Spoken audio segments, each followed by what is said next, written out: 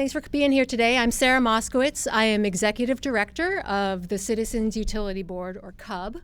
And today, advocates, representatives of the clean energy industry, legislative champions, and consumers concerned about their power bills have joined together to urge the Illinois General Assembly to take action to help solve the current electric affordability crisis here in Illinois. We urge them to pass the Clean and Reliable Grid Affordability Act, also known as the CRGA Act. We have a number of speakers today, not all of them, but a number of speakers today, but I'll get us started. As a consumer advocate, CUB receives thousands of calls each year from people worried about their utility bills. This year, we're hearing from far too many people who, already hit hard by the rising cost of living, are now struggling to understand what on earth is wrong with their electric bills.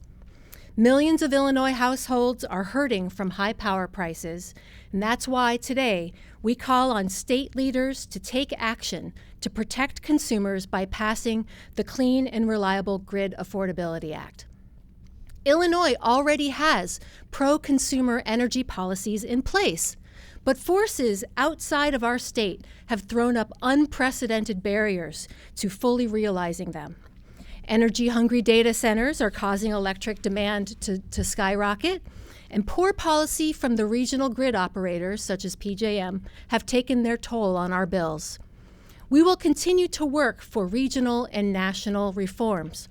But meanwhile, we must do everything we can here in Illinois to alleviate the supply and demand imbalance in the energy markets. As a consumer advocate, CUB supports the CRGA Act because it would cost-effectively help avoid punishing electric price volatility like what we're seeing now.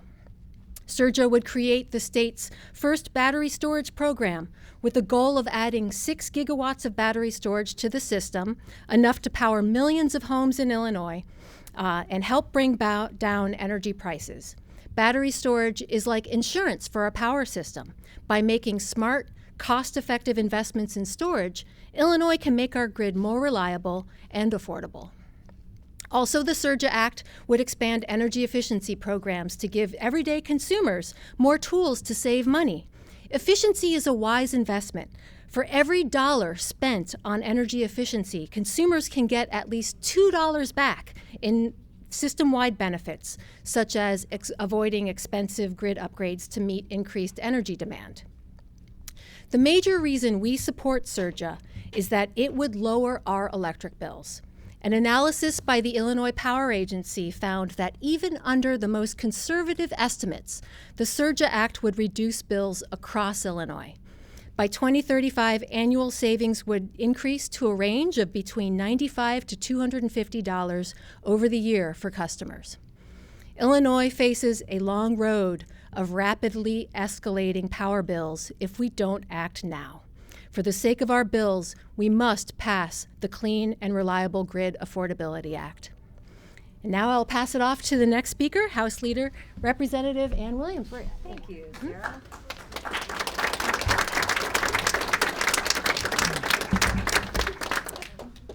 Good afternoon, all. Morning, afternoon, where are we? Still morning, I think.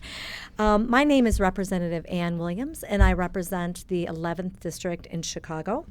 And I'm pleased to be here with advocates for consumers, environmental advocacy organizations, and industry leaders, from Trajectory Energy Partners and Jupiter Power, to call for the passage of CRGA. So grateful for their advocacy and efforts, and it's because of the team of people assembled here that our governor, my colleagues in the House and Senate, have truly moved us forward with a strong blueprint for clean energy progress in Illinois. Together, of course, we passed CRGA, the Climate and Equitable Jobs Act, in 2021, which includes short and long-term goals that replace expensive and polluting fossil fuel plants with clean energy resources that are better for our pocketbooks, our electric grid, and of course, our climate. CRGA was forward-thinking in 2021, but because of significant challenges outside our control, clean energy is even more needed today. And Illinoisans are facing rising electric bills, as Sarah referenced, and we have a growing, excessive demand for energy by our technology center. Tackling these issues is already so challenging, and we know what's happening in D.C. is only making it even more challenging. Thanks to Trump's chaotic leadership, our clean energy economy, job creation, and the climate are at great risk. We have to take action here in Illinois. That's why the GA and the governor's office are working together over the past year to move us forward right here in Illinois with a significant forward movement for clean energy policy. We know the answer not just to rising costs, but to our climate crisis is to continue to implement the goals of CRGA and pass CRGA. This policy will accelerate the development of clean energy resources like efficiency and battery storage, which are cost-effective and strengthen our grid over the long term. It also removes barriers to clean energy deployment and gives Illinoisans tools to save money on their electric bills, tools that we need to implement now.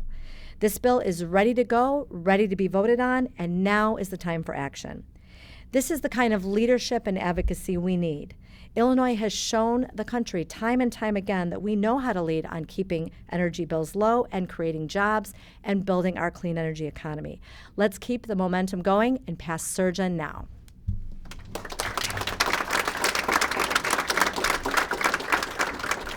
Next up, I'll introduce John Carson, founder and managing partner of Trajectory Energy Partners. John. Good morning, everyone, and thank you, Representative. I'm John Carson. I'm the founder and managing partner of Trajectory Energy Partners. We're an Illinois-based solar developers that works with communities across Illinois to develop clean energy solar projects that bring a variety of benefits: local jobs, increased property tax revenue, and lower utility bills. Since our founding in 2017, we've developed over 30 projects that are on the grid right now or currently under construction. We have over another 40 projects that will go to construction next year in 2026 alone, and are developing dozens more for the future. All of these projects are being built with union labor here in Illinois. These investments in local communities are bringing so many benefits, in particular lower utility bills, but unfortunately they're under attack right now, and passing CRGA will be a big help.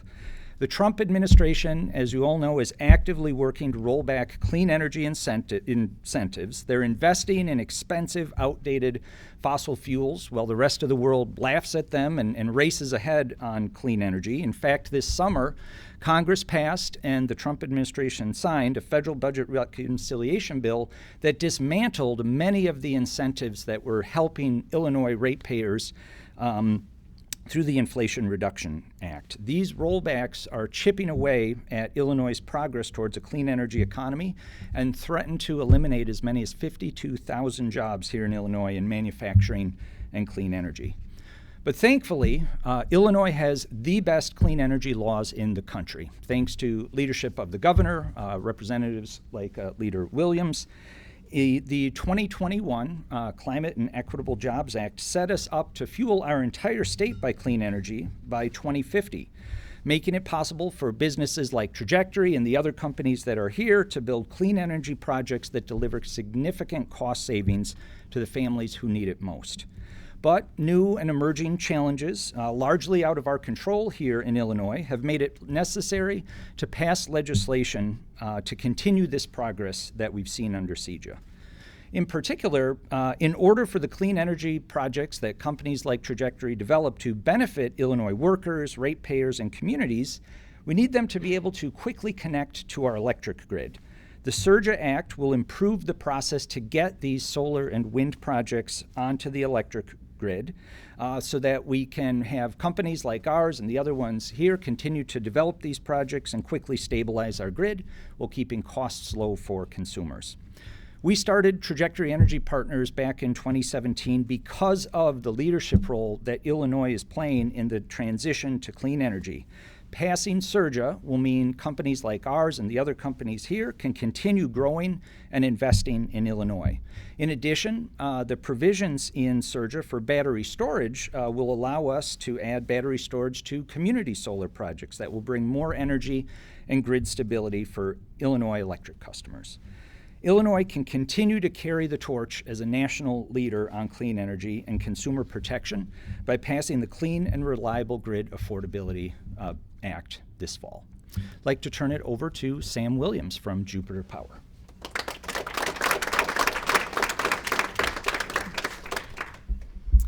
Thank you, John. Good morning, everyone.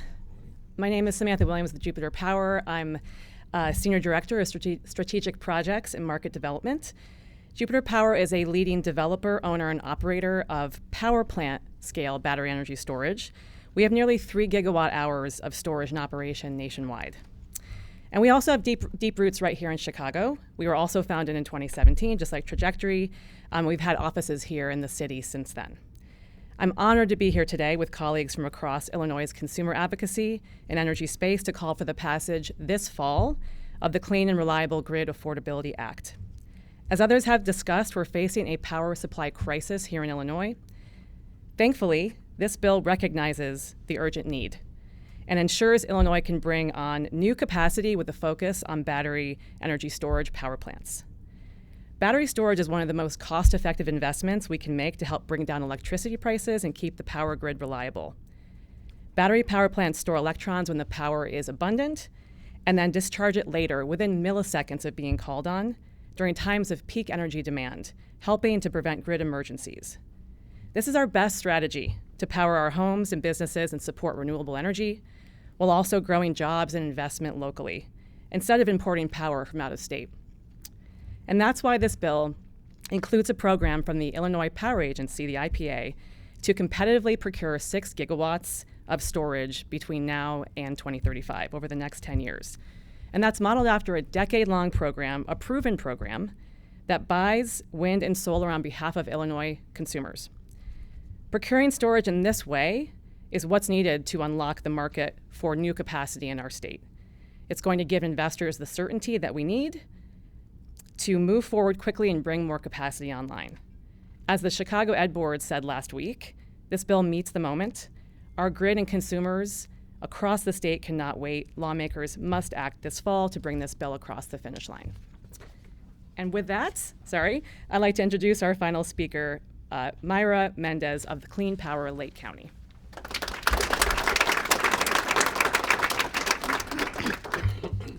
Thank you, Sam. Hi, everyone. My name is Mayra Mendez, and I am the Executive Director of Clean Power Lake County, which works to ensure clean air, clean water, and healthy soil for our Lake County communities. I was born and raised in Waukegan, and I'm proud to call this community home. I'm here today not just as an advocate for CPLC, but as someone who pays an electric bill every month and as a member of the environmental justice community to say that Illinois desperately needs to pass the Clean and Reliable Grid Affordability Act this October. Waukegan has long been at the forefront of the environmental justice movement here in Illinois. My community is home to 5 Superfund sites and a coal plant whose toxic coal ash continues to endanger our air, water, and soil. These toxic legacies weigh heavily on our community, on our health, and our future. Now, with the rise of data centers and skyrocketing electricity bills, folks in Waukegan are reminded once again that it's vital to build more clean energy and bring in more wind, solar, and battery projects to the grid. The CRGA Act can protect communities like mine so we are no longer abused by the expensive, dirty coal and gas plants that drive up utility prices in our area, making it hard for families to make ends meet. Waukegan is a community of hard-working, working-class people. Every morning before the sun rises, you'll see neighbors lining up at the gas station or waiting for the bus, headed to their jobs as laborers, caregivers, or factory workers. My own parents worked tirelessly to provide for our family. My dad worked at a chemical distribution factory, and my mom, to this day, still works at a manufacturing facility. Now that they're a bit older, I can help manage their finances, and I can tell you firsthand that their electric bills have gone up significantly in the past couple of months. I'm lucky to be able to support them when they need it, but that's not possible for many people in my community, and folks are struggling. When looking at their utility bills, my friends and neighbors are having to consider whether they can afford other necessities at the time. That's why it's critical that we pass the Clean and Reliable Grid Affordability Act this fall. I'm excited about what the CRGA Act can do for my community. In Waukegan, we were able to get solar panel farms thanks to the Climate and Equitable Jobs Act that's helping subsidize bills for lower income individuals. The solar farm is an old Superfund site, and it's cool to see the transformation from an old, unusable site to something so clean and productive, something that won't harm and build a better future for us. The CRGA Act accelerates clean energy deployment in Illinois, which will help more families like mine and more communities like Waukegan reap the benefits of low-cost, reliable, clean energy. Families can't afford for lawmakers to fail to act on this opportunity to pass CRGA this fall. Illinois can continue its legacy for fighting for environmental justice progress while also giving hardworking families tools to lower their bills by passing the CRGA Act this October. Thank you for your time, and I'll pass it over to Sarah.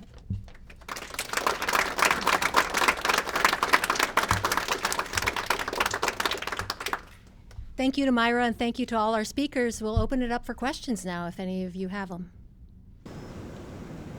Can you just comment on the kind of political odds of getting it through in October? I know there's been some worry about data center provisions and exactly what will be in the bill, running short on time. What's the thinking here? Yeah. I mean, well, I'll say we need to act now. You know, every day we delay is further delay for consumers who are already facing the costs of inaction. More up-to-date kind of political headwinds is something that I think someone else could on our could probably address. Yeah. I think Sarah was right on. Thank you for the question. With regard to data centers, I think you see a couple things we're looking to balance. First of all, we want to grow our technology base. We want to have jobs. We want to support organized labor that are filling these really important jobs. At the same time, with the huge demand, I think the first time we've seen increased demand for energy in 40, 45 years or so, we have to recognize that we have to take steps to make sure that they kind of pay their fair share. So we want the data centers, we want the improved technology, we want the jobs, but we want to make sure we don't have that fall on the back of regular consumers. So that is a balanced and nuanced conversation. I think will be kind of a phase 2 conversation. So we've been talking to legislators, and we want to move the most urgent pieces now, and that's what we've outlined today. But I think the conversation of data centers will be a little more nuanced, a little more complex, and hoping to have that conversation on into the spring. Yeah.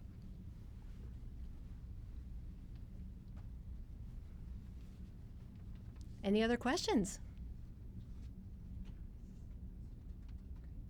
All right. Thanks, everyone. Hearing none, thank you all for coming.